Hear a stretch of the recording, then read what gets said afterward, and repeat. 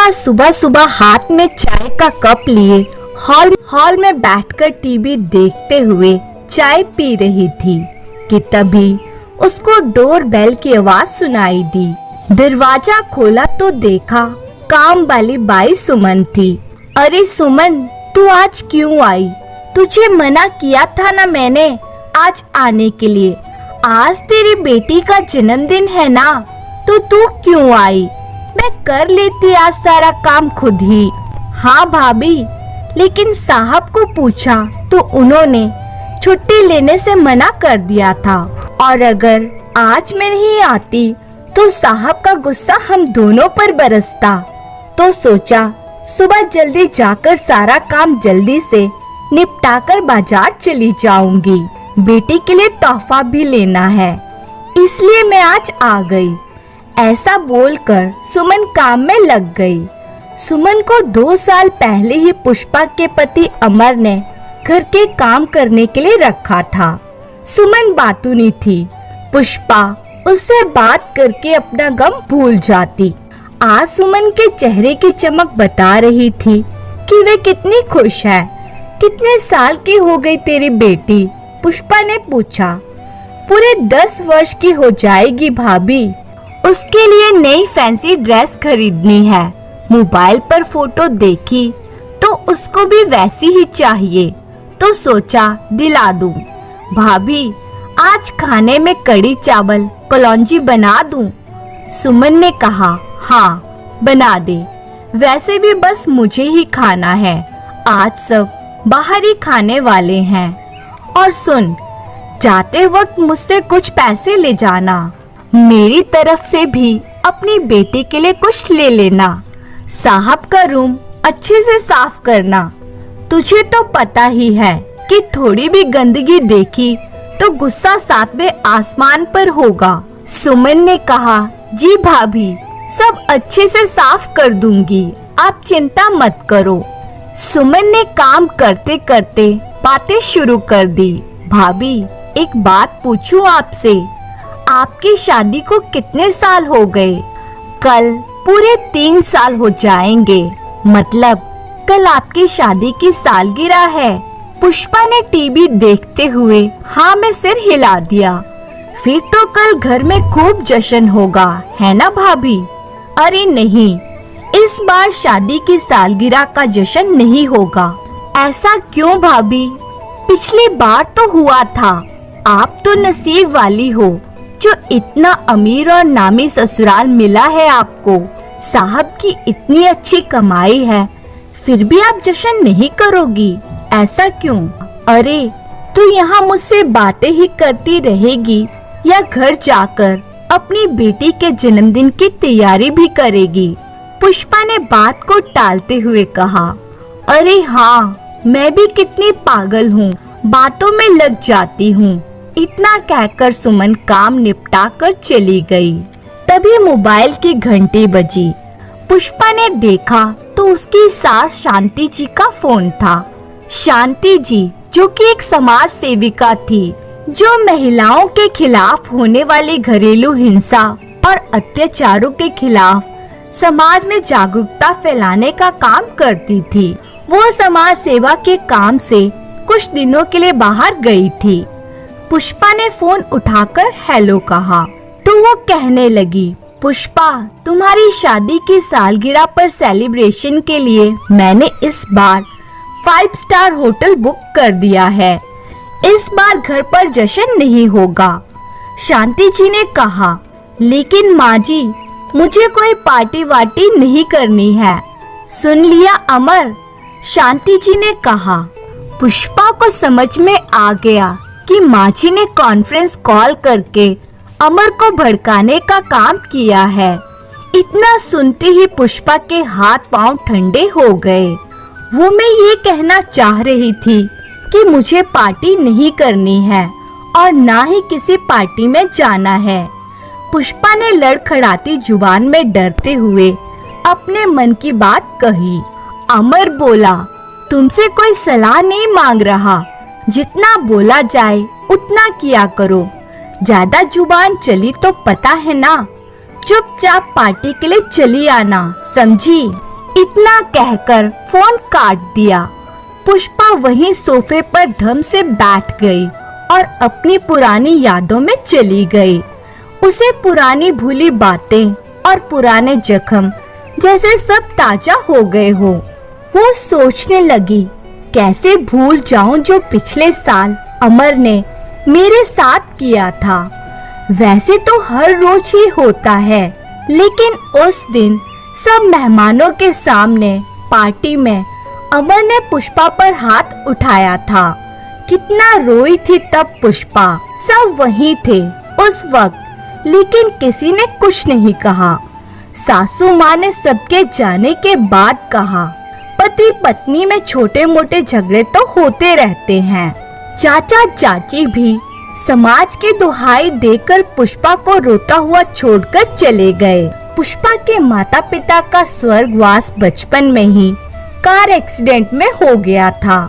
5 साल की थी पुष्पा उस वक्त। बड़े होने पर अमर से उसकी शादी चाचा चाची ने पैसों के लालच में कर दी और अपना पीछा छुड़ा लिया। पुष्पा किसके पास जाकर अपना दुख कहती। तलाक लेकर अकेली रहने में भी डरती थी कि दुनिया क्या कहेगी। कोई सहारा देने वाला भी नहीं था।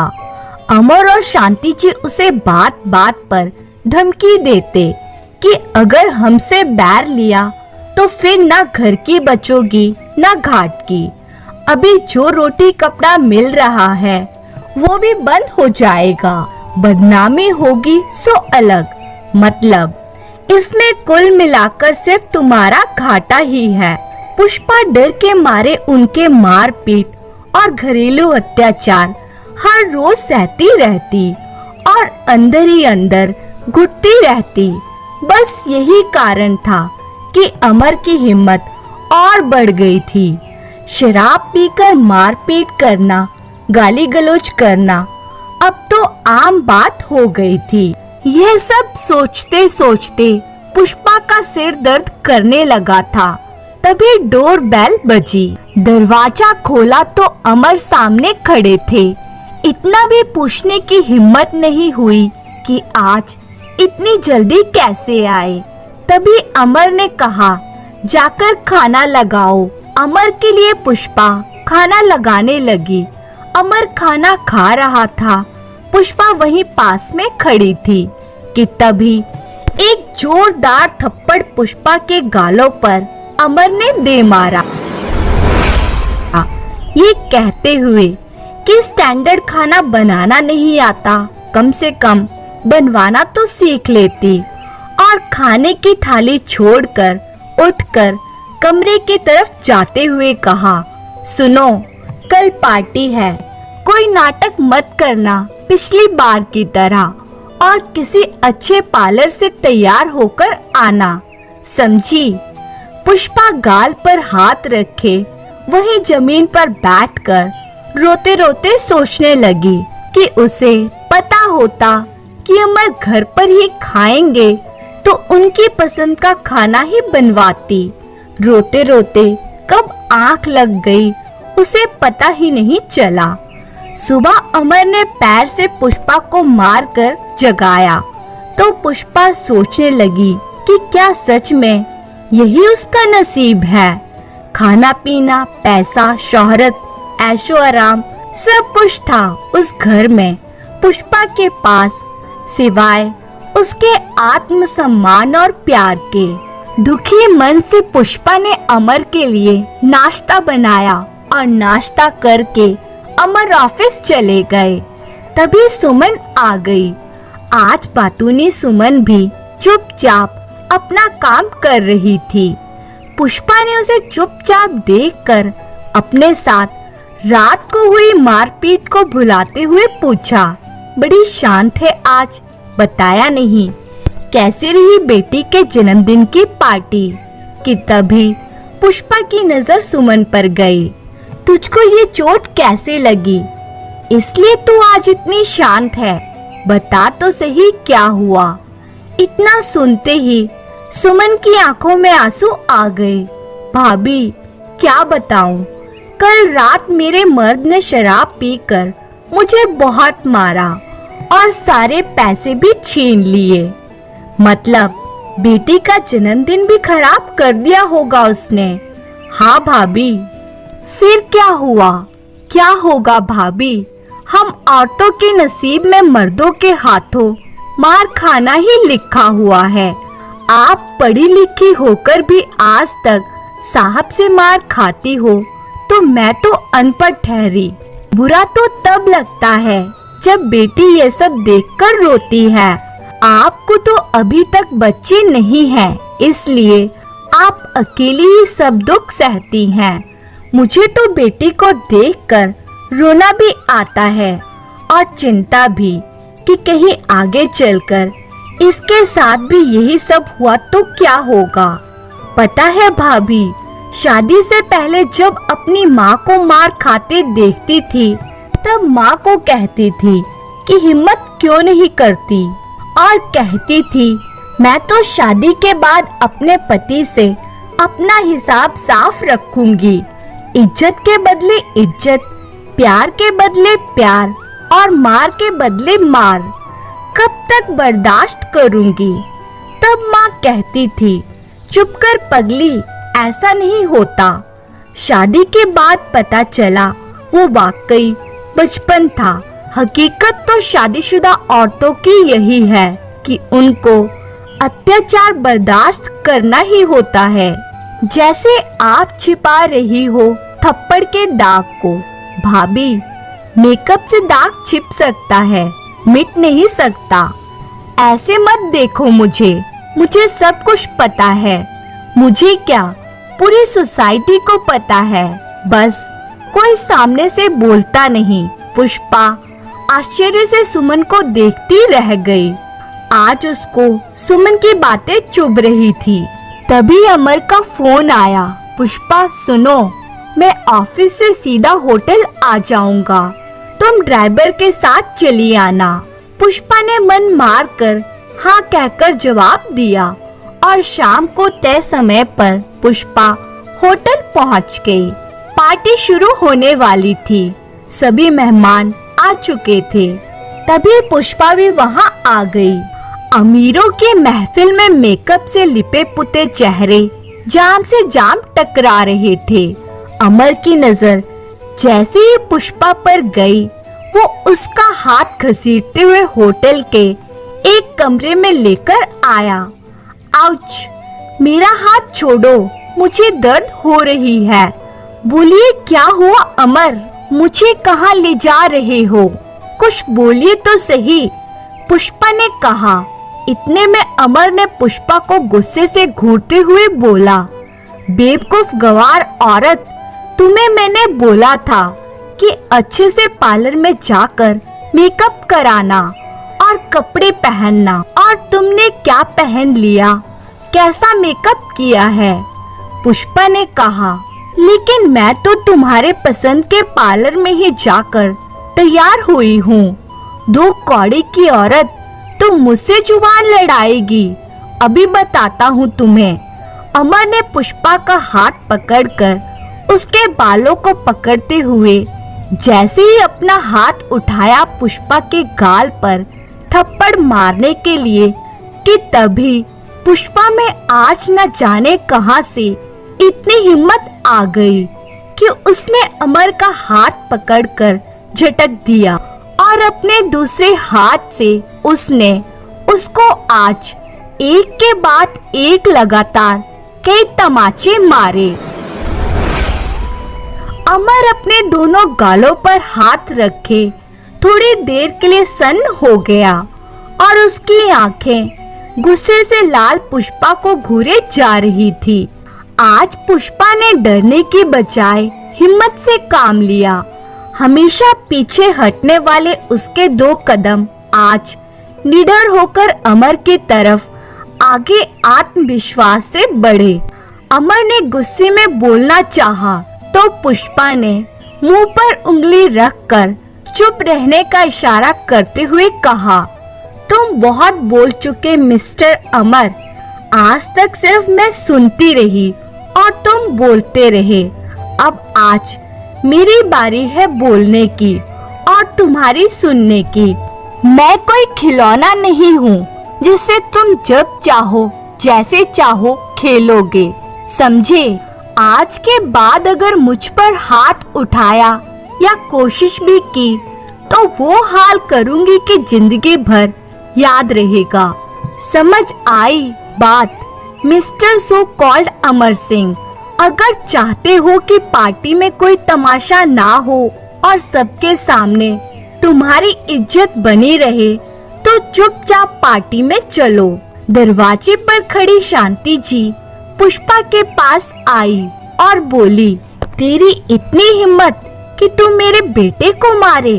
तू होती कौन है मेरे बेटे को धमकी देने वाली? तू शायद भूल गई कि मैं कौन हूँ।